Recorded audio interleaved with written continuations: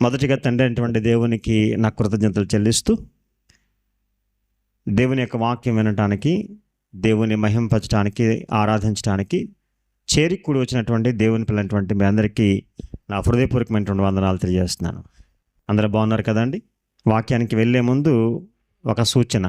మరి యూట్యూబ్ ద్వారా దేవుని యొక్క వాక్యం వీక్షిస్తున్నటువంటి మీ అందరికీ నా హృదయపూర్వకమైనటువంటి వందనాలు తెలియజేస్తున్నాను. మొదటిసారిగా దేవుని యొక్క వాక్యం మీరు చూస్తున్నట్లయితే మరి నా యొక్క ఈ ఛానల్ కేజీఎస్ అప్డేట్స్ అనేటువంటి ఛానల్ను సబ్స్క్రైబ్ చేసుకోండి. అలాగే మీరు లైక్ చేయవలసిందిగా కోరుచున్నాను. మీరు లైక్ చేయటం వలన ఈ వీడియో అనేక మందికి చేరువయ్యేటువంటి అవకాశం ఉంది. కనుక ఈ విషయాన్ని మరి సహోదరులు సోదరులందరూ కూడా గుర్తించి ఈ పరిచర్యలో మీరు తోడుకుంటారని కోరుచున్నాను. ఓకే అండి, ఈరోజు ఒక మంచి అంశాన్ని మీతో మాట్లాడడానికి ఇష్టపడుతున్నాను. క్రైస్తవుని అంతరంగ స్వభావం అనేటువంటి ఒక అంశాన్ని మీతో మాట్లాడాలని ఆశిస్తున్నాను. అంటే అంతరంగ స్వభావం అనగా కనిపించినటువంటిది, వినిపించినటువంటిది, మనకి తెలిసినటువంటిది, ఇతరులకు తెలియనటువంటిది.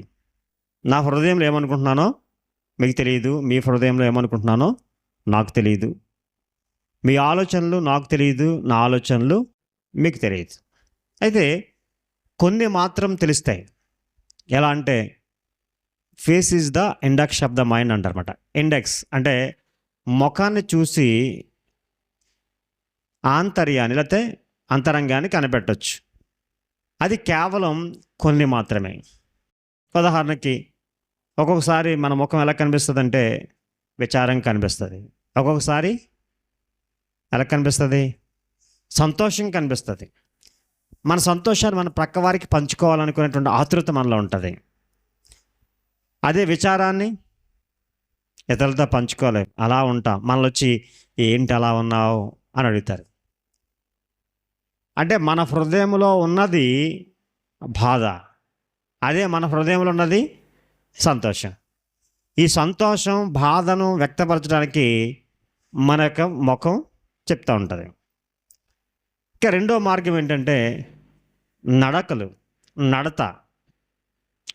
అంటే మనం నడిచే మార్గం, మనం చేసే చేష్టలు, ఆ చేష్టలను బట్టి కూడా మన యొక్క అంతరంగాన్ని కనిపెట్టవచ్చు.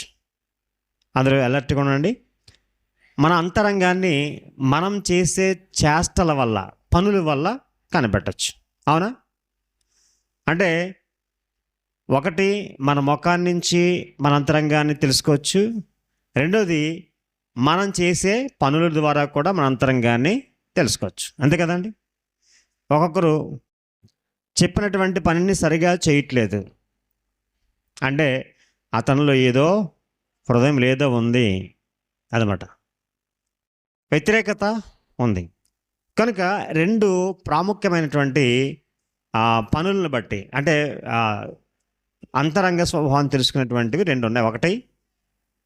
ఒకటి ముఖం అంటే మాట ద్వారా, రెండోది పనుల ద్వారా. మన మాటల ద్వారా కూడా చూడవచ్చు. అంటే మన మాట ఎలా మాట్లాడుతున్నామో ఒక్కొక్కసారి మన వాళ్ళు ఏం చేస్తారంటే మాట్లాడతారు, కానీ మాటల ముందున్నటువంటి మాటలకి తర్వాత లోపల బాధతున్నటువంటి మాటకి తేడా వస్తుంది. దుఃఖంలో ఉన్నారు, వేదనలో ఉన్నారు, వారి మాటలు వేరేగా ఉంటాయి. సంతోషంలో ఉన్నారు, వారి మాటలు వేరేగా ఉన్నాయి. దాన్ని బట్టి మనం సంతోషంగా ఉన్నామో దుఃఖంగా ఉన్నామో అని చెప్తాం. ఓకే, ఇంతవరకే మనకు తెలుసు. కానీ అసలే మనుషుని యొక్క హృదయం లేకపోతే మనుషుల యొక్క అంతరంగం, అసలు ఈ అంతరంగంలో ఏముంది, ఎలా ఉంది అనేది ఈ భూమి మీద ఉన్నటువంటి ఏ మనిషికి తెలియదు. అవునా?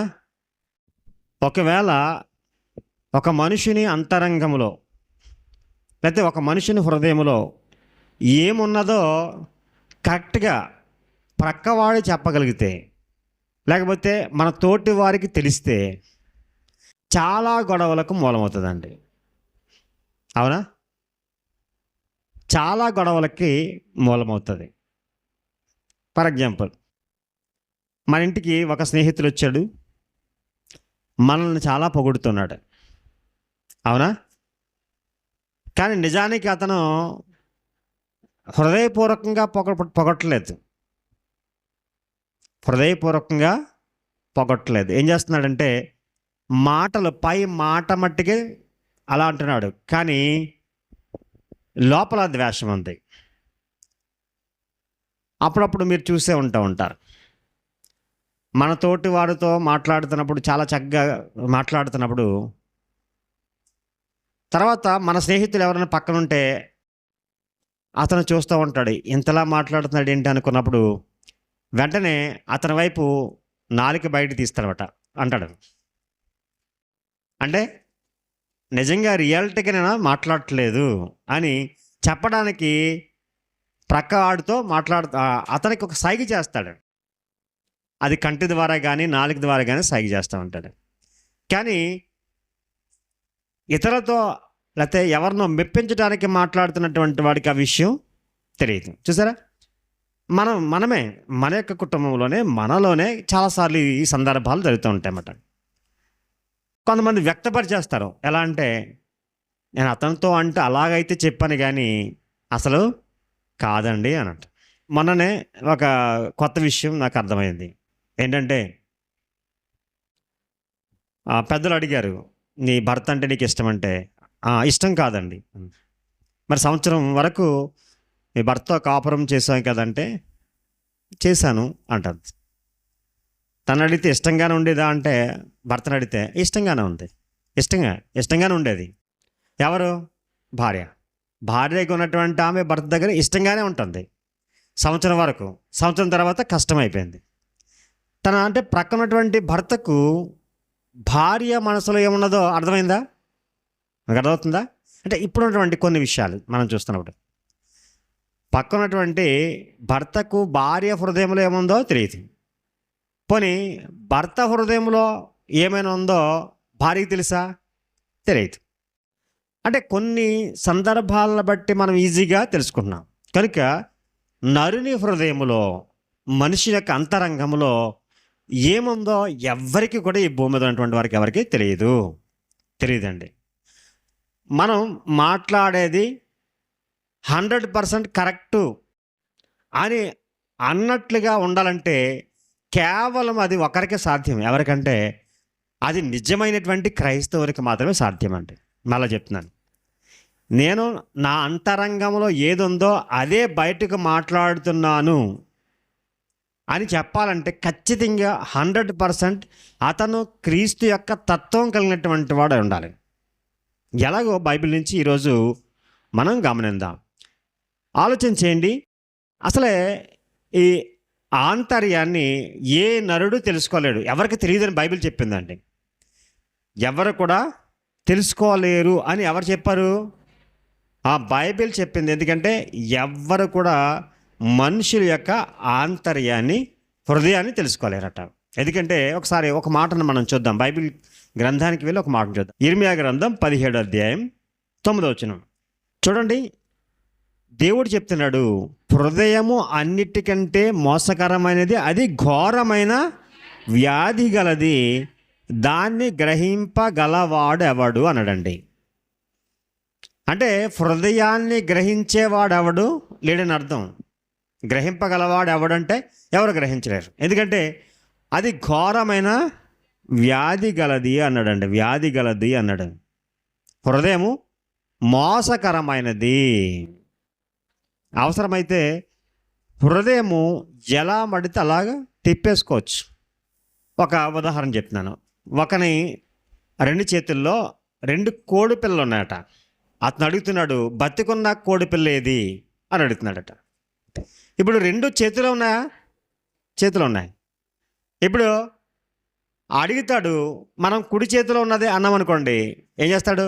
కుడి చేతిలో ఉన్నదని చంపేస్తాడు. ఎందుకంటే అతని చేతిలో ఉంది, హృదయం అతనిలో ఉంది, స్వభావం లోపల ఉంది. ప్రశ్న వేశాడు, కానీ దాన్ని ఎలాగైనా చేయగలడు, తిప్పేయగలడు. ఒక్కోసారి ఇలా అంటారన్నమాట, అంటే గోడ మీద పిల్లి వ్యవహారం అంటారు. విన్నారా ఎప్పుడండి? అంటే ఎలా మారుతుందో తెలియదు, అది ఎలా దూకుతుందో తెలియదు, ఇలా దూకుతుంది అనుకున్నాం అనుకోండి, అలా దూకేయచ్చు. అర్థమవుతుందా? సేమ్ మనుషుని యొక్క స్వభావ లక్షణం అలాగే ఉండొచ్చు, అలా మారిపోవచ్చు. అర్థమవుతుందా? ఆలోచించండి ప్రేమందేంపులారా. ఒక తండ్రి తన పిల్లలకు 2 యాపిల్స్ ఇచ్చాడు, మంచి బాగున్నాయి ఇచ్చాడు. తిందామని ఇద్దరు కోసుకున్నారు. ఒకటిదేమో లోపల బాగలేదు, ఒకటిదేమో బాగుంది. పిల్లలు అన్నారు, నాన్న ఏంటి ఇలా ఉందంటే, నాన్న మనుషుల యొక్క జీవితాలు కూడా అలాగున్నాయి. పైకి బాగుంటుంది, లోపల అది బాగలేదు. పైకి బాగుంది, అది లోపల కూడా బాగుంది. ఈ 2 లక్షణాలు కలిగినటువంటి సమాజంలో మనం ఉన్నాము అని ఒక పాఠాన్ని చెప్పడం జరిగింది. ప్రియమైన దేవుని, ఈరోజు దేవుని పిల్లలుగా మనం నేర్చుకోవాల్సినటువంటివి చాలా ఉన్నాయి. దేవుడు చెప్పాడు, హృదయము మంచిది కాదు, మంచిదైతే అసలే హృదయం కాదని చెప్పాడు. హృదయంలో ఏముంది అని ఆలోచన చేస్తే బైబిల్ చెప్పింది. మార్కు సువార్త 7:21. మార్కు సువార్త 7:21 చదవండి ఒకసారి. లోపల నుండి అనగా మనుషుని హృదయంలో నుండి దురాలోచనలను, జారత్వములు, దొంగతనములు, నరహత్యలు, వ్యభిచారములు, లోభములు, చెడుతనములు, కృత్రిమములు, కామవికారములు, మత్సరములు, దేవదూషణయు, అహంభావమును, అవివేకమును వచ్చును అన్నాడండి. అంటే ఎన్ని ఉన్నాయంటే ఇక్కడ లెక్క పెడితే 13. అంటే హృదయం లోపల నుంచి ఇవన్నీ వస్తాయంట. హృదయంలో ఉన్నవే బయటికి వస్తావంటాయి. ఈ లక్షణాలన్నీ కూడా ఒకసారి మనం లిస్ట్ అవుట్ చేసి ఒక చార్ట్ మీద రాసుకుని చూస్తే ఖచ్చితంగా ప్రతి మనిషిని హృదయంలో నుంచి వస్తున్నాయి.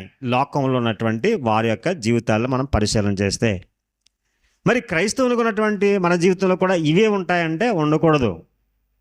అర్థమవుతుందండి? దేవుడు ప్రతి హృదయాన్ని కూడా చూస్తున్నాడట, పరిశీలనగా చూస్తున్నాడట. చూడండి ఒకసారి బైబిల్లో, మనం ఒకవేళ మనుషుల యొక్క నేత్రాల నుంచి లేకపోతే వారి యొక్క కనుసాయగల నుంచి మనం తప్పించుకోవచ్చు. అవసరమైతే సీసీ క్యామ్స్ నుంచి కూడా తప్పించుకునేటువంటి వారు ఉన్నారు. ఈరోజు సీసీ క్యామ్స్ పెడుతున్నాడు. మొన్న ఒక మంచి దేవాలయం, చాలామంది ఈరోజు జనాల పోటెత్తేటువంటి దేవాలయం దగ్గరికి వెళ్ళారు. అక్కడ బండి కౌంటర్ కూడా ఉంది. ఆ బండి కౌంటర్లో ఒక టికెట్ ఇస్తాడు, టోకెన్ ఇస్తాడు. అంటే అతన్ని చక్కబరిచి చక్కగా చూసేటువంటి బాధ్యత అతను తీసుకుంటాడు. అక్కడ సీసీ క్యామ్స్ కూడా పెట్టారు. కానీ 2 బళ్ళు మొన్న అంటే 4 వారాల క్రితం 2 బళ్ళు చోరీసిస్తాడు. ఆల్రెడీ సీసీ క్యామ్స్ ఉన్నాయి, తాళం లేదు, అయినా కానీ 2 బండ్లు పట్టుకుపోయాడు. చూసారా ఎలా? అక్కడ భద్రతా సిబ్బంది ఉన్నారు, సిబ్బంది ఉన్నా పట్టుకుపోయారు. ఎలా పట్టుకుపోయారు? పోలీస్ వాళ్ళకి కంప్లైంట్ చేస్తే వాళ్ళు సీసీ కెమెరాలు చెక్ చేశారు. కానీ మాకు ఫేస్ ఏమీ అర్థం కావట్లేదు అంటున్నారు. అంటే ఏం అర్థం కావట్లేదట? ఫేస్ అర్థం కావట్లేదట. అతను ఎవరో దొంగ ఫేస్ ఏంటో అర్థం కావట్లేదు అంటున్నారు. నిజమేనా? అవును. ఎందుకంటే సీసీ క్యామ్స్ని ఎలా వాటిని తప్పించుకోవాలో దొంగకు తెలుసు. బండిని దొంగతనం చేయాలనుకున్నవాడు, ఇల్లుని దోచేయాలనుకున్నటువంటి వాడు సీసీ క్యామ్ నుంచి తప్పింపబడాలన్నటువంటి అది కూడా తెలియదా అంటే తెలుసు. కానీ ఈ భూమి మీద ఉన్నటువంటి సీసీ క్యామ్ నుంచి, మనుషుల యొక్క కనుసాయిగల నుంచి ఒకవేళ మనసు తప్పించుకోగలడేమో, కానీ దేవుని యొక్క కనుసాయిగల నుంచి లేకపోతే దేవుని యొక్క కనుదృష్టి నుంచి ఏ మనుషుడు కూడా తప్పించుకోలేడు అన్నాడండి. హెబ్రీయులకు రాసిన పత్రిక 4వ అధ్యాయము, హెబ్రీయులకు రాసిన పత్రిక 4వ అధ్యాయము 13వ వచనం చూద్దాం. హెబ్రీయులకు రాసిన పత్రిక 4వ అధ్యాయము 13వ వచనం. మరియు ఆయన దృష్టికి కనబడని సృష్టము ఏదియూ లేదు, మనెవనికి లెక్క చెప్పవలసినదో ఆ దేవుని కన్నులకు సమస్తమును మరుగు లేక తేటగా ఉన్నది అన్నదండి. అంటే మనము లెక్క అప్పచెప్పాలట ఒకతనికి. ఆయన ఎవరంటే దేవుడు. ఉంటే ఆయన ముందు నిలబడవలసినటువంటి వారంగా ప్రతి ఒక్కరున్నాం మనమంతా. జడ్జి చేసేటువంటి ఆయన ఎలా ఉంటాడు? ప్రతి అణువు పరిశీలన చేసేవాడిగా ఉంటాడు. ఎందుకంటే ఒకరోజు మన యొక్క క్రియలను గూర్చి లెక్క అడిగినప్పుడు ఆయన దగ్గర ఒక చిట్టా ఉండాలి ఖచ్చితంగా. కనుక అందు గురించి దేవుడు చాలా జాగ్రత్తగా ఉన్నాడు. అందు గురించి ఏమన్నాడు ఇక్కడ?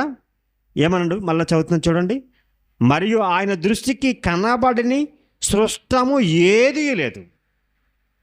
ఎవ్రీథింగ్, అది మనిషి అయినా కావచ్చు, ఈ సృష్టిలో ఏదైనా మనకు కనిపించదు కానీ దేవునికి కనిపిస్తుంది. తర్వాత, మరియు మనం ఎవరికి లెక్క చెప్పవలసిన ఆ దేవుని కన్నులకు సమస్తమును మరుగు లేక తేటగా ఉన్నది. అంటే దేవునికి అంతా తేటగా ఉంది, అంతా కనిపిస్తుంది.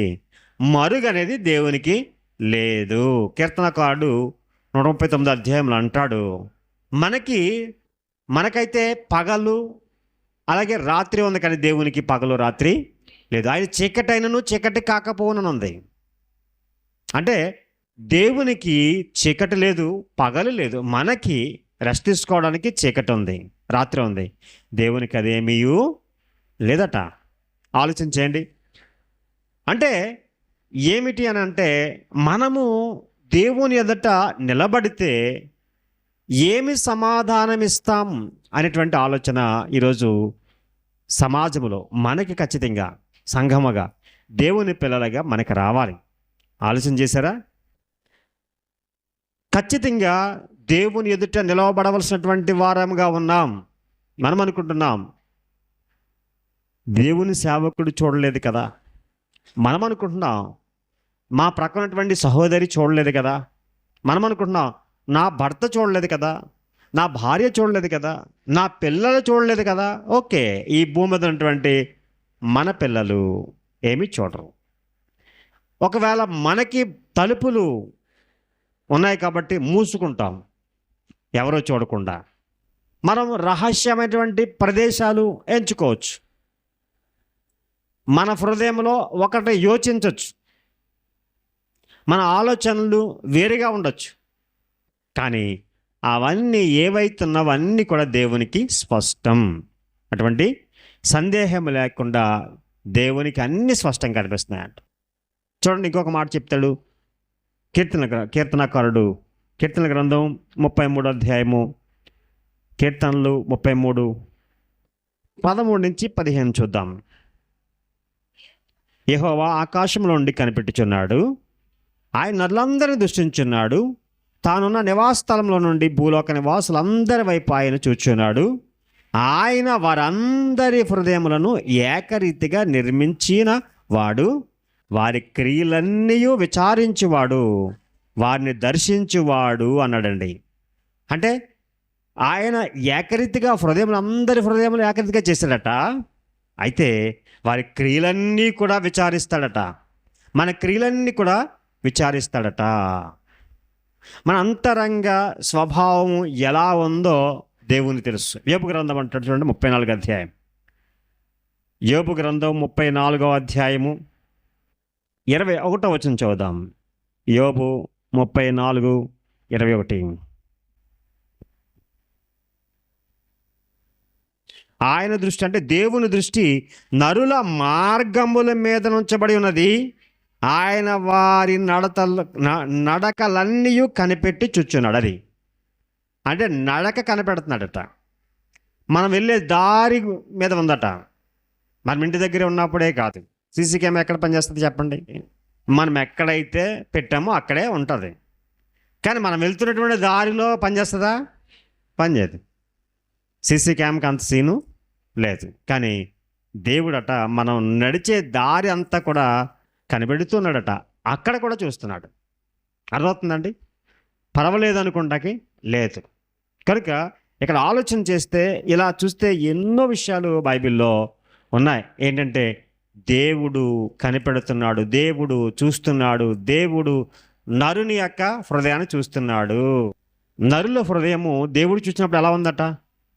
చాలా దారుణంగా ఉందండి. ఎలా ఉందంటే ఇందాక చెప్పాడు, ఘోరమైన వ్యాధితో ఉందన్నాడు. ఆదికాండం 6 అధ్యాయం 5-6 వచనాలు చూస్తే నరుల చెడుతనము భూమి మీద గొప్పదిగా ఉందట. ఎలా ఉందట? గొప్పదిగా ఉందట. చూడండి సార్ ఆ మాట. ఆదికాండం 6 అధ్యాయము 5 వచనం చూద్దాం.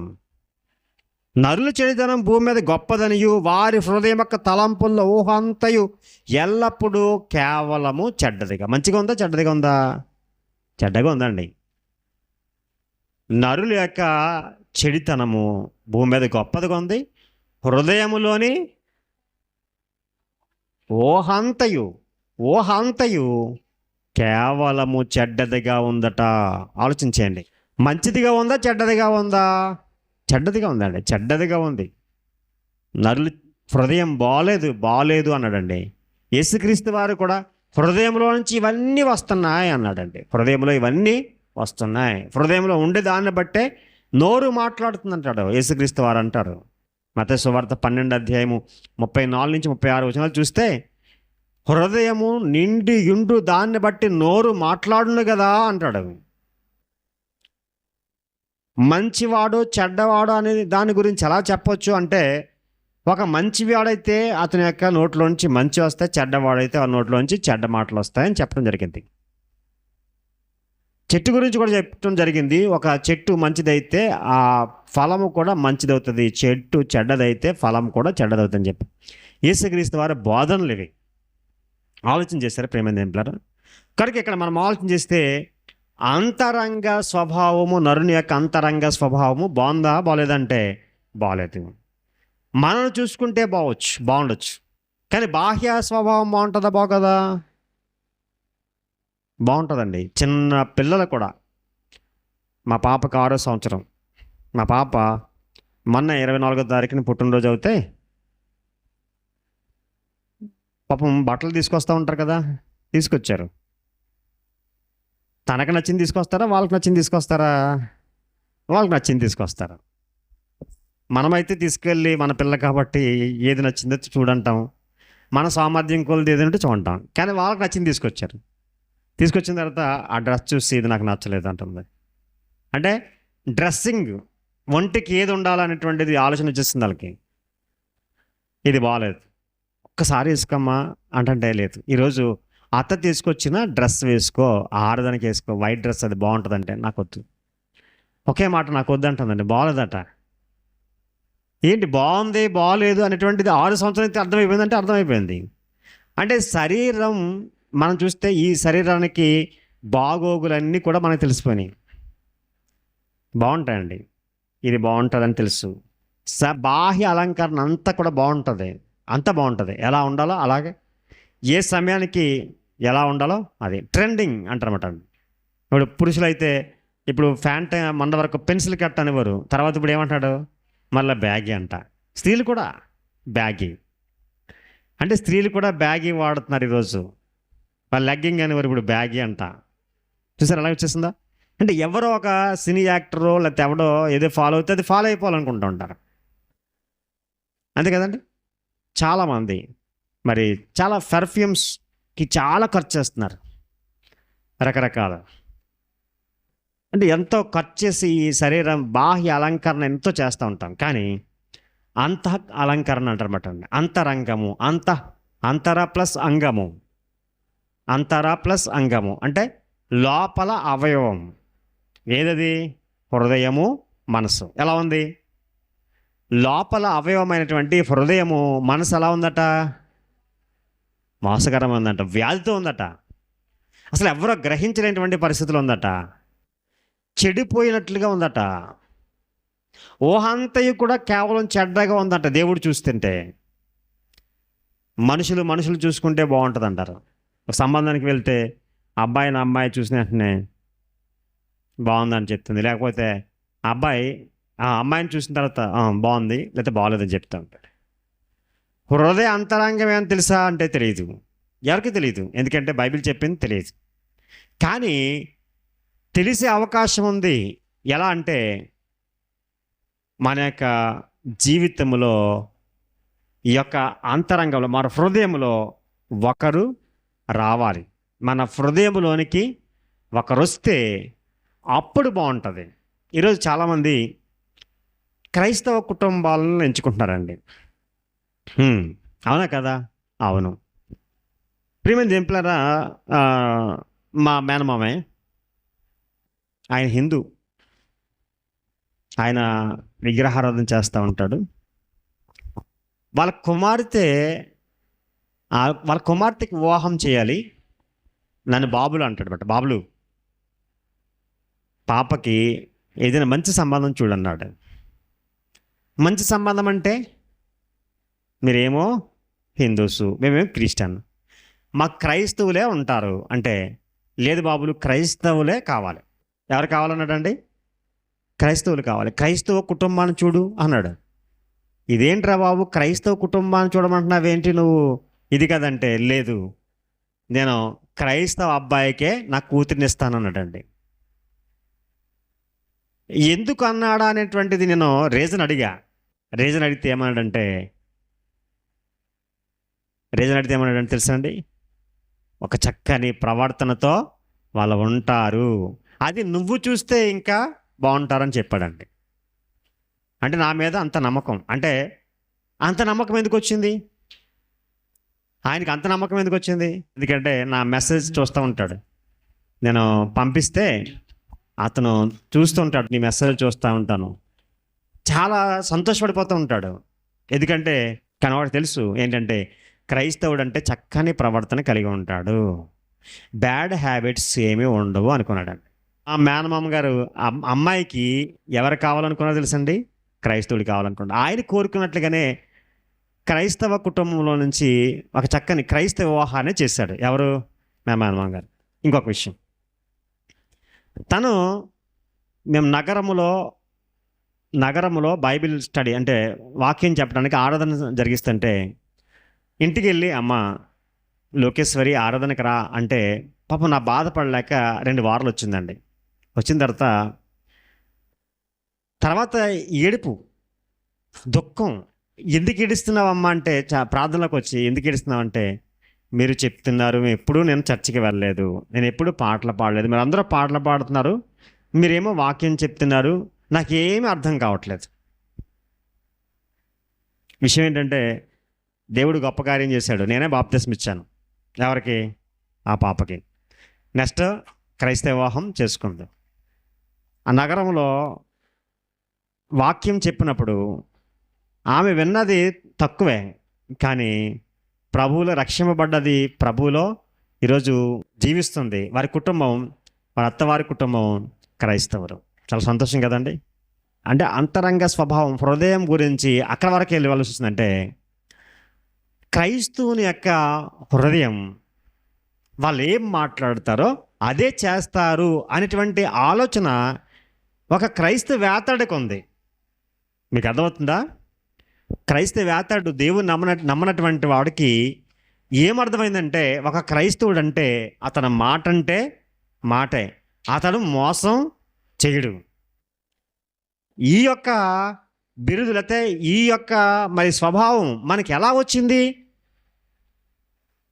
ఇలా లోకం మనల్ని గుర్తించేటువంటిది ఎలా వచ్చిందంటే, నిజమైనటువంటి క్రైస్తవుడు క్రీస్తులా జీవించడం బట్టి వచ్చింది. ఇంకొకటి ఉంది, అదే క్రైస్తవుని ద్వారా అవమానం కూడా వస్తుంది. ఈరోజు వీళ్ళు దేవుణ్ణి నమ్ముకున్నాను అంటున్నారు, కానీ ఎందుకు దేవుని నమ్ముకున్నారు కానీ వ్యర్థం అనేటువంటి అదే లోకం చెప్తుంది. అంటే లోకానికి ఒకటి మాత్రం అర్థమైంది, దేవుణ్ణి నమ్ముకుంటే గొప్పగా ఉంటారన్న సంగతి వారికి అర్థమైంది. కానీ దేవుణ్ణి నమ్ముకున్నటువంటి వారు నమ్ముకున్నట్లుగా లేకుండా, అంటే ఆయనలాగా జీవించట్లేదు, దేవుణ్ణి నమ్ముకున్నటువంటి వారిలాగా జీవించట్లేదు అనేటువంటి విషయం కూడా ఎవరికి అర్థమైందంటే లోకంకి అర్థమైంది. చూసారా? అంటే లోకములో ఈరోజు ఒక క్రైస్తవుడు ఒక గౌరవంగా జీవించాడు. దేన్ని బట్టి అంటే క్రీస్తుని బట్టి. ఈరోజు అంతరంగ స్వభావము బాలేదు అన్న సంగతి బైబిల్ చెప్పింది, మనకు అర్థమవుతుంది కూడా. కానీ అదే అంతరంగ స్వభావము బాగు చేసేటువంటి కార్యక్రమం కూడా దేవుడు ఏర్పాటు చేశాడు. అది ఎవరి ద్వారా తెలుసండి? ప్రభువైన యేసుక్రీస్తు వారి ద్వారా. ఎవరి ద్వారా అండి? యేసుక్రీస్తు వారి ద్వారా, దేవుని యొక్క వాక్యం ద్వారా మన యొక్క అంతరంగ స్వభావం అంతటినీ కూడా తీసివేశాడు. ఒకసారి ఒక విషయాన్ని మనం చూద్దాం. పేతురు రాసినటువంటి మొదటి పత్రిక లేఖనాల్లోకి వెళ్ళి ఒక మాటను చూద్దాం. పేతురు రాసిన మొదటి పత్రిక 3వ అధ్యాయం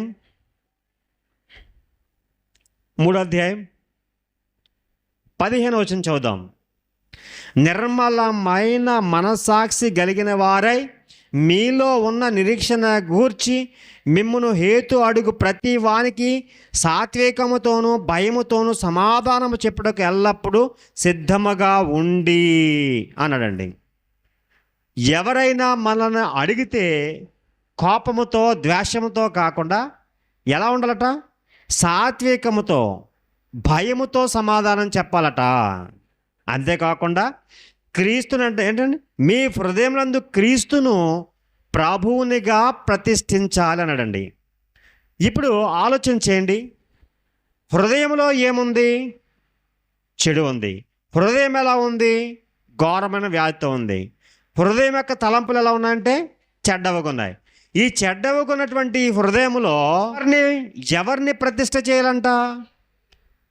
క్రీస్తుని ప్రభువుగా ప్రతిష్ఠ చేయాలట. అర్థమైందండి? అంటే హృదయం అనే ఇంటికి ప్రభువుని పిలవాలి. ప్రభువుని పిలవాలి. చూడండి ఒకసారి ప్రకటన గ్రంథం ఇది ఇలా పట్టుకుని ప్రకటన గ్రంథం 3వ అధ్యాయము 20వ వచనం చూడండి. ప్రకటన గ్రంథం 3వ అధ్యాయము 20వ వచనం చదవండి. ఇదిగో ఏమన్నాడు? నేను తలుపు నద్ద నిలుచుండి తట్టుచున్నాను. ఎవడైనను నా స్వరముని తలుపు తీసిన ఎడల నేను అతని యొద్దకు వచ్చి అతనితో నేనును నాతో కూడా అతడును భోజనం చేయదు అన్నాడు. ఇక్కడ చెప్పబడినటువంటి మాటను గనక మనం గ్రహించినట్లయితే ఏమేమి రాయబడి ఉంది? ఇప్పుడు హృదయం అనేటువంటి తలుపు అన్నాడు. హృదయం అనే ఇల్లు. అర్థమవుతుందండి? నేను తలుపు వద్ద నిలుచుండి తట్టుచున్నాడు. ఇక్కడ మనకేమని రాయబడి ఉంది? ఏమని అర్థమవుతుంది? హృదయం అనేది దేవుని ఇల్లు. ఇప్పుడు తడుతూ ఉన్నాడు, తలుపు తీయాలి. తలుపు తీస్తే ఎవరు వస్తారు? యేసుక్రీస్తు వారు వస్తారు. యేసుక్రీస్తు వారు అంటే వాక్యము. వాక్యము హృదయంలోనికి వస్తారు. హృదయంలో ప్రతిష్ఠ చేయాలంటే, ప్రతిష్ఠ అంటే మీకు తెలుసా? ఇంటిని ప్రతిష్ఠ చేస్తానంటారు. అంటే ఏంటి? ఓపెనింగ్ చేయటం, దానిలో నివసించడం. నివసించడానికి ఏం చేస్తారు? ప్రతిష్ఠ చేస్తారా లేదా? మందిర ప్రతిష్ఠ అంటారు. అంటే ఆ మందిరంలోనికి వెళ్ళడం, ఎల్లప్పుడూ ఉండటానికి చేసే కార్యక్రమం ఏమంటారంటే ప్రతిష్ఠ అంటారు. ఇప్పుడు ప్రభువు క్రీస్తు ప్రభువుగా ప్రతిష్ఠించాలంట. లార్డ్, ఆయనే రాజు. అంటే ఆయన యొక్క చిత్తానుసారంగా మనం జీవించాలి.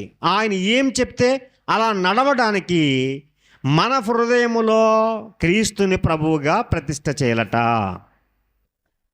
ఎప్పుడైతే క్రీస్తు మన హృదయంలో ప్రతిష్ఠింపబడతాడో అప్పుడు ఏమవుతుందో చెప్పండి. కింద చదవండి.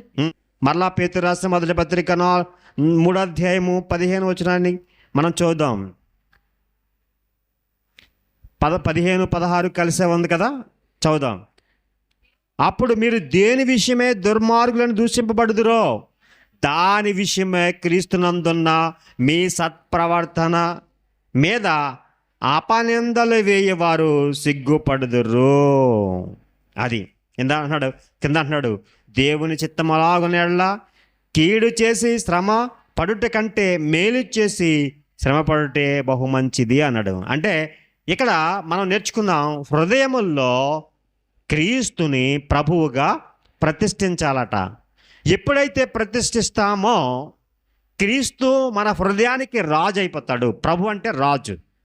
ఇప్పుడు క్రీస్తు యొక్క నియమములోనికి మనం వచ్చేస్తాం. ఎప్పుడైతే ఇలా క్రీస్తు నియమంలోకి వచ్చామో మన యొక్క హృదయంలో ఉన్నటువంటి ఆ 13 స్వభావాలు, మార్కు సువార్త 7:21 ఉన్నటువంటి ఆ 13 అన్నీ పోయి ఎవరుంటారు? ఇప్పుడు క్రీస్తు ఉంటారు. రాజు అంటే ఏలిక, ఆయన స్వభావ లక్షణం మనకు వస్తుంది.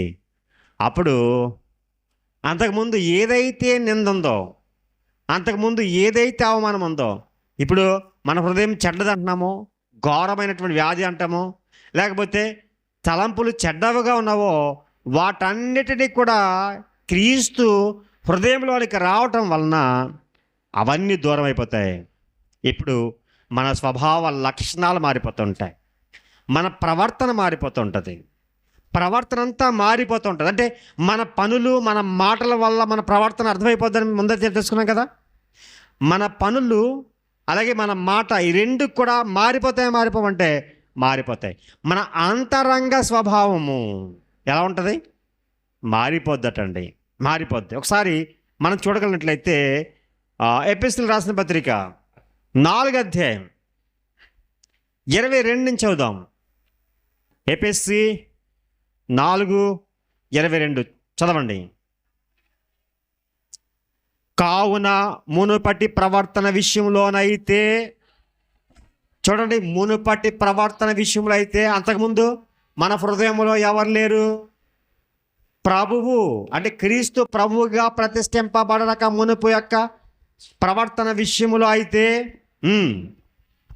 మోసకరమైన దురాశల వలన చెడిపోవు మీ ప్రాచీన స్వభావమును వదులుకొని మీ చిత్తవృత్తి యందు నూతన పరచబడిన వారై, ఇక్కడ చూడండి, నీతి యథార్థమైన భక్తి గలవారై దేవుని పోలికగా సృష్టింపబడిన నవీన స్వభావమును ధరించుకొనవలెను.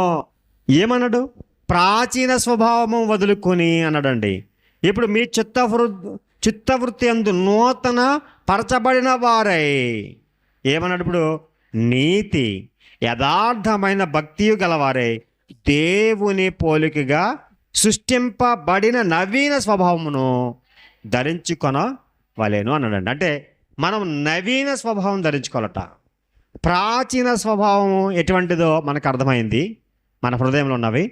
నవీన స్వభావాన్ని ధరించుకుంటే ఇది ఎటువంటిదట? నీతి యథార్థమైన భక్తి అన్నాడండి. ఇక్కడ ఏమన్నాడు? తర్వాత దేవుని పోలికగా సృష్టింపబడినటువంటి వారు మొత్తం అంటండి. అర్థమైందా? క్రీస్తుని ప్రభువుగా మనం ప్రతిష్ఠిస్తే హృదయంలో దేవుని పోలికగా వస్తామట. దేవుని పోలిక అంటే దేవుని పోలిక ఎలాగ వస్తుంది? దేవుని పోలిక రావాలంటే 5 అధ్యాయంలో చెప్పాడు. చూడండి, కావున మీరు ప్రియులైన పిల్లల వలె దేవుని పోలి నడుచుకుంటూ అన్నాడు. దేవుని పోలిక రావాలంటే మన నడక ద్వారా వస్తట.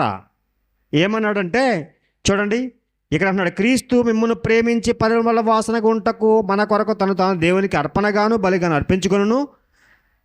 అలాగనే మీరును ప్రేమ కలిగి నడుచుకోండి. ఒకటి, ప్రేమ కలిగి నడుచుకోవడానికి ఎవరిని ఉదాహరణ చెప్పారు? యేసుక్రీస్తు వారిని. యేసుక్రీస్తు వారు ఏ ఫ్లవర్ ఇచ్చారు? ఏ స్వీట్ ఇచ్చారు? ఏ చాక్లెట్ ఇచ్చారు? ప్రేమకి చిహ్నం స్వీటు, ఫ్లవరు ఇవి కదండి. ఈరోజు కాదు కదా. దేవుడు యేసుక్రీస్తు వారు ఏం చేశారంటే ప్రాణాన్ని ఇస్తే దాన్ని ప్రేమ అన్నాడు. మళ్ళీ చదవండి అన్నమాట.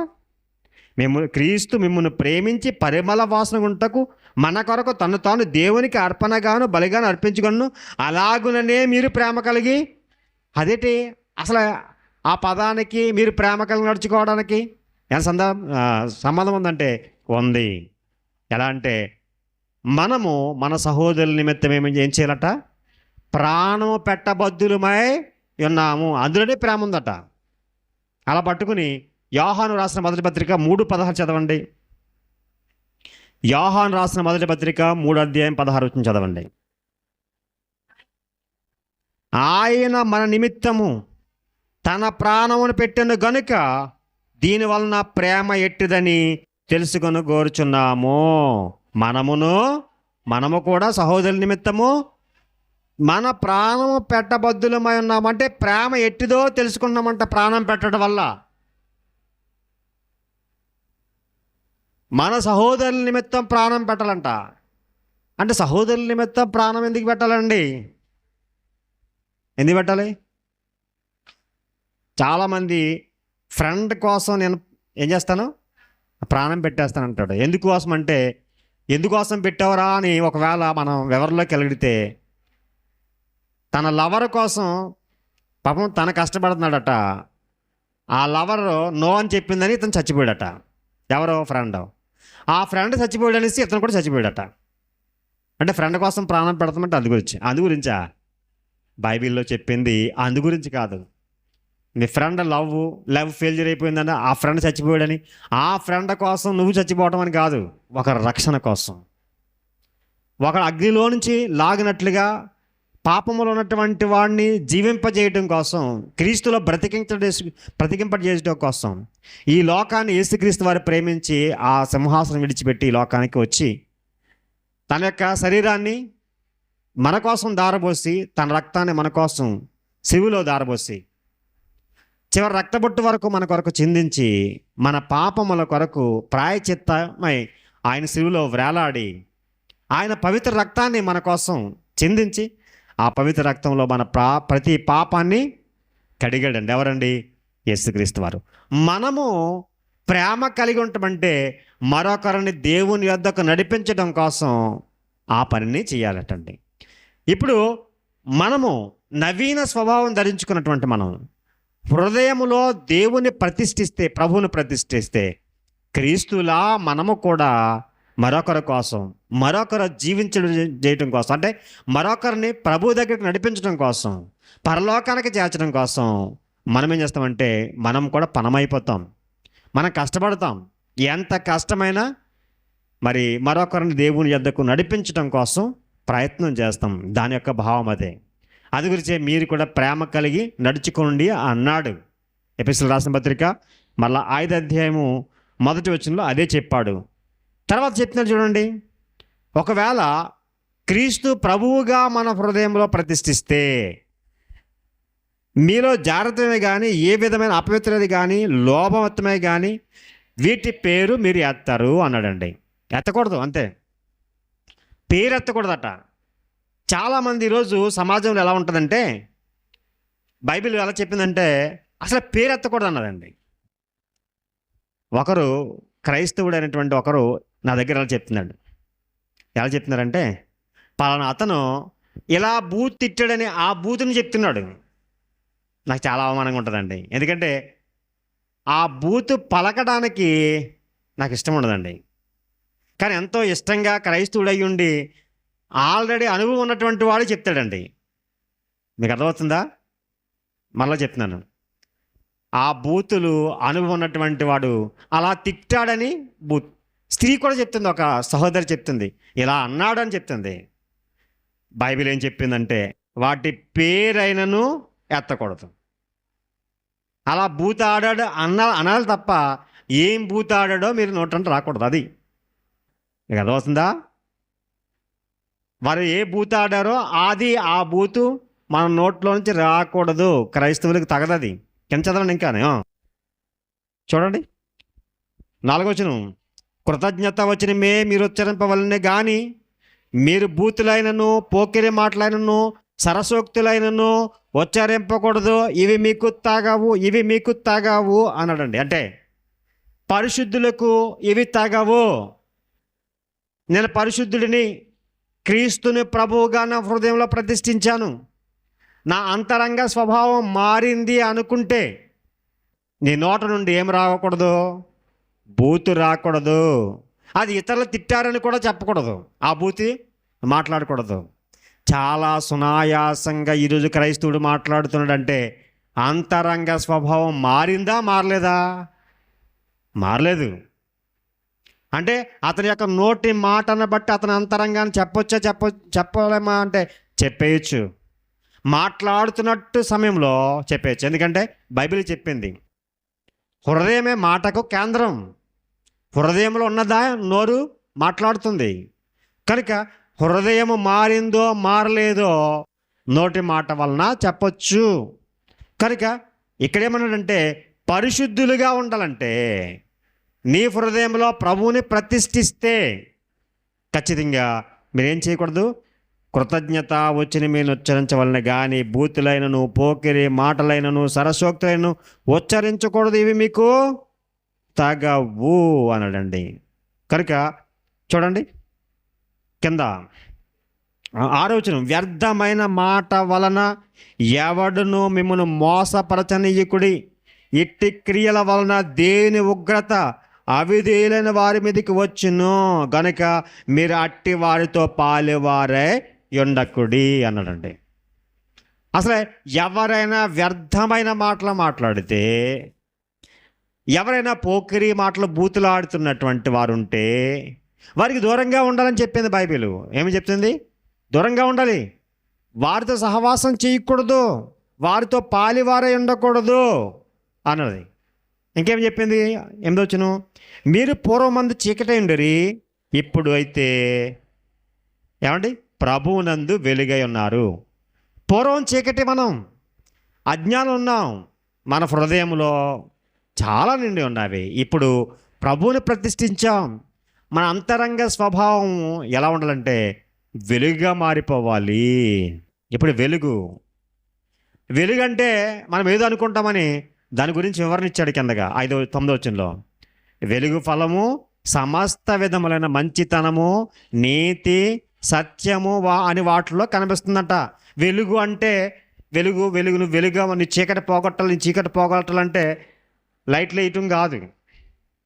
ఏమండి, నీ చీకటి పోవాలని చాలామంది చేస్తూ ఉంటారు.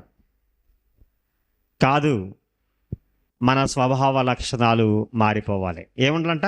నీతి అంటే మంచితనము, సమస్తమైన మంచితనము, నీతి, సత్యము. ఇవి మన జీవితంలో కనిపించాలి. ఇవి మన జీవితంలో కనిపిస్తున్నంతకాలము మన హృదయము ఎలా ఉందండి? వాక్యముతో నింపబడి ఉంది. క్రీస్తు ప్రభువుగా ఉన్నారు, ప్రభువుగా ప్రతిష్ఠింపబడినటువంటి వారుగా ఉన్నాం. క్రీస్తే ప్రభువుగా మన హృదయంలో ఉంటే మన అంతరంగ స్వభావం మారిపోద్ది. ప్రియమైన పిల్లరా, చూడండి, చివరిగా ఒక మాటను మీకు చూపిస్తున్నాను. కొలస్సీలకు రాసిన పత్రిక చూడండి. కొలస్సీలకు రాసిన పత్రిక 3వ అధ్యాయం మొదటి నుంచి చూస్తే కొన్ని వచనాలు ఎంతో బాగుంటాయి. ప్రియమైన పిల్లరా, మీరు క్రీస్తుతో కూడా లేపబడినటువంటి వారైతే ఏమన్నాడు? పైనున్న వాటినే వెదక్కుడి అన్నాడండి. ఇక్కడ ఇంకా కిందకు వచ్చేద్దాం, ఎందుకంటే ఆల్రెడీ ఇవి సేమ్ ఎపిసోడ్ రాసిన పత్రికలో ఏదైతే ఉందో అవే ఇక్కడ వ్రాయబడి ఉంటాయి. చూడండి ఒకసారి, ఎన్నో వచనం? 5వ వచనం చదువుదాం. కావున భూమి మీద ఉన్న మీ అవయవములు అనగా జారత్వమును, అపవిత్రతను, కామరతను, దురాశను, విగ్రహారాధైన ధనాపేక్షను చంపివేయుడి అన్నాడండి. ఇవి ఉండకూడదు, అన్ని చెడ్డ లక్షణాలండి. నెక్స్ట్, వాటి వలన దేవుని ఉగ్రత అవిధేయుల మీదకి వచ్చును. పూర్వము వారి మధ్య జీవించినప్పుడు మీరు వీటిని అనుసరించి నడుచుకుంటారు. అంటే పూర్వ జీవితం, ప్రాచీన జీవితం అందిదే.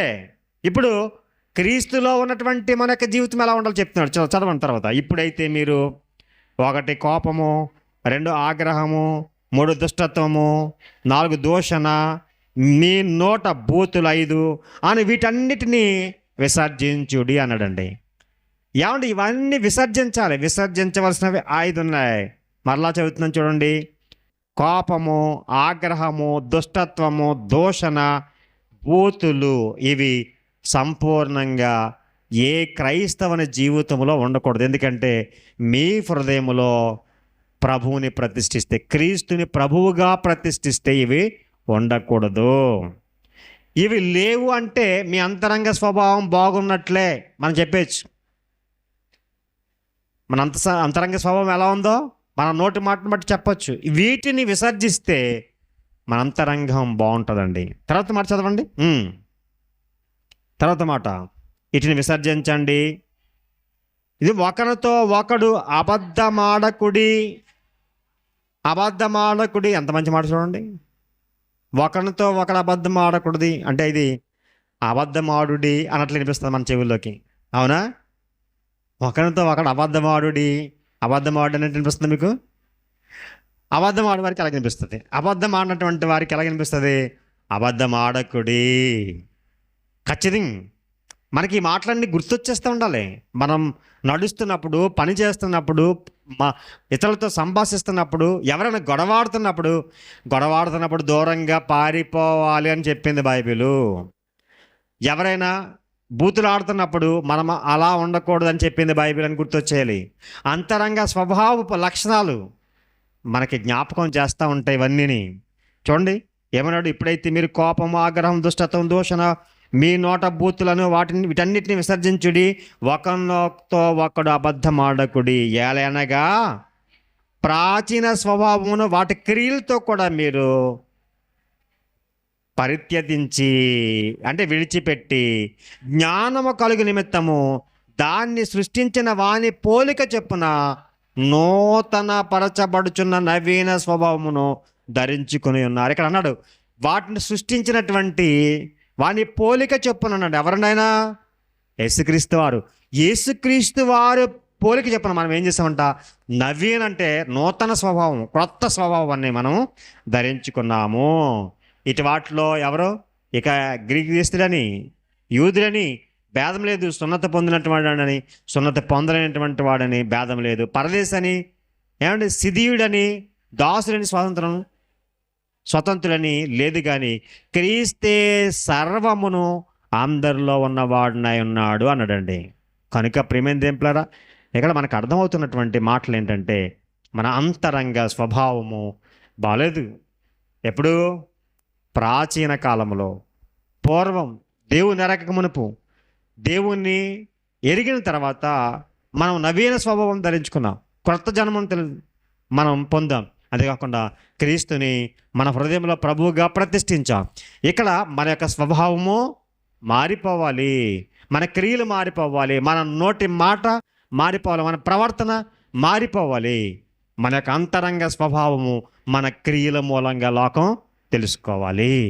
అర్థమవుతుందండి? నేను చెప్పాను కదా, అదిగో మరి పలనటువంటి వారు క్రైస్తవుడు, వాళ్ళు అబద్ధమాడరు, వారు చాలా నిక్కరుచుకుంటారు. మా నాన్నగారి గురించి ఒక ఆయన చెప్తూ ఉంటాడు, మెడికల్ షాప్ ఆయన, మీ నాన్నగారు నెంబర్ 1. నాకు చాలా హ్యాపీగా ఉంటుంది. మా నాన్నగారిని ఒక మాట అంటాడు, మీ నాన్నగారు దేవుడు అంటాడు. మా నాన్నగారు దేవుడు కాదండి అంటాను నేను. అంటే వాళ్ళకి అలాగే అనిపిస్తుంది. ఎందుకంటే వారి యొక్క జీవితంలో ఎప్పుడు అక్రమం ఉంటుంది, వాళ్ళ వ్యాపారంలో అక్రమం ఉంటుంది, వారి ప్రవర్తనలో అక్రమం ఉంటుంది. అక్రమం చేసి వెళ్ళిపోయి మళ్ళా దేవుడు అని చెప్పి ఏదో మొక్కు తీర్చుకుని వచ్చేస్తూ ఉంటారు. కాదే, క్రీస్తులు అలా కాదే. ఒకసారి అక్రమం చేసి ఒకసారి మొక్కు తీర్చుకుని అలాంటిది కాదు. ఒక్కసారి ఆ అక్రమ క్రియలను విడిచిపెట్టేసాం, ఇక మన జీవితాంతము క్రమంగా నడుచుకుంటాం. అర్థమైందా? క్రైస్తవుడు అంటే ఎక్కడికి వెళ్ళినా అలా జీవించాలి. మా నాన్నగారిని అలా అంటూ ఉంటాడు ఆయన. నెంబర్ 1 ఎవ్వరు కూడా పెరగడానికి వెళ్ళలేదు. మీ నాన్నగారి మాట అవునంటే అవును, కాదంటే కాదు. మరి నా మాట అలా ఉండాలిద్దా? అలాగే ఉండాలి, అలాగే జీవించాలి, అలాగే బ్రతకాలి, అలాగే బ్రతికి మన జీవితాన్ని చాలించాలి. అంతే తప్ప మన జీవితంలో మాట చెప్పి అబద్ధం ఆడి, మన జీవితంలో పోకిరి మాట్లాడి, మన జీవితంలో సరసోక్తులాడి, మన జీవితంలో బూతులాడి, మన జీవితంలో అన్ని లోకంలో ఉన్నటువంటివన్నీ కూడా ఉండి క్రీస్తుని నేను నమ్మాను, నేను క్రైస్తవుని అంటే మన జీవితంలో నవీన స్వభావం లేదు, అంతరంగ స్వభావంలో మార్పు లేదు. మన అంతరంగంలో క్రీస్తుని ప్రభువుగా ప్రతిష్ఠించలేదు. ఎలా ఉందో ఒకసారి మనమే పరిశీలన చేసుకుందాం. మన జీవితాల్లో మార్పు పొందాలని దేవుడు చెప్తున్నాడు. ఈ గ్రంథం మనకిచ్చింది. అందుకే దీన్ని చదవడం ప్రక్కన పెట్టడం గురించి కాదు. ఈ గ్రంథం మనకు చెప్పింది ఏదైతే ఉందో దాన్ని అనుసరించి నడుచుకోవాలి. అది చెప్తున్నటువంటి నేనైనా వింటున్నటువంటి మీరైనా అందరికీ ఒకటే రూల్, అనుసరించట్లో అందరికీ ఒకటే రూల్. ఇక గ్రీకు దేశస్థుడు, సిథిలీనుడు, లేకపోతే యూదుడు ఏమీ లేదు. అందరూ కూడా క్రీస్తునందు ఏకం. మనమందరము ఒకరమే. నాకు ఇదే ఉంది రూలు, మీకు అదో ఉంది రూల్ అంటలేదు. బైబిల్ అనేది అందరికీ రూల్. నేను నడుచుకోవాలి, మిమ్మల్ని నడిచేలాగా మీకు బోధించాలి, మీరు కూడా మరొకరికి బోధించాలి, మరొకరి దేవుని ఎద్దుకు నడిపించాలి. ఒక చక్కని ప్రవర్తన కలిగినటువంటి వారికి ఉండాలి. అంతరంగ స్వభావము దేవుడు కోరుకున్నటువంటి రీతిగా ఉండాలి. అటువంటి రీతిగా ఉండాలని నేను హెచ్చరించుకుంటూ మిమ్మల్ని హెచ్చరిస్తూ ఏ మాటలు ముగిస్తున్నాను. ఓపికతో ఉన్నటువంటి మీ అందరికీ నా హృదయపూర్వకమైన వందనాలు తెలియజేస్తున్నాను. God bless you.